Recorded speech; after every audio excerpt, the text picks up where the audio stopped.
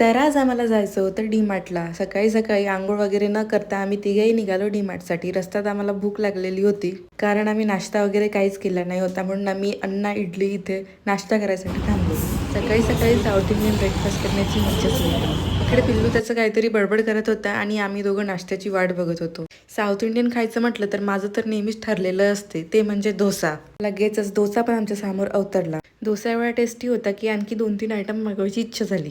मग मस्त आणखी सँडविच आणि वडा सांबार ऑर्डर केला.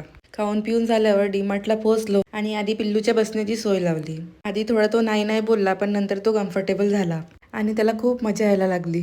पिल्लूच्या बाप्पांनी तर लिस्ट ओपन केली आणि लिस्टमध्ये जे जे होते ते एक एक सामान घ्यायला लागले. डीमार्टमध्ये आलं की मला तर स्वर्गात आल्यासारखंच वाटतं. थोडी जरी ट्रॉली थांबली तर पिल्लूचं चल चल चालू होत होतं.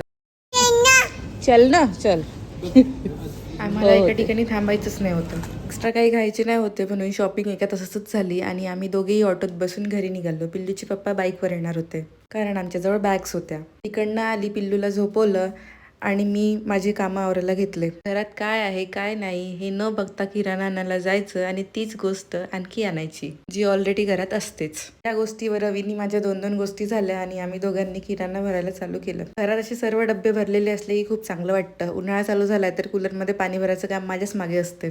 आम्ही फक्त मला ऑर्डर देतो. एकामेकाची तू मे ऐकत कामं झाली आणि मी पण अंघोळीला गेली.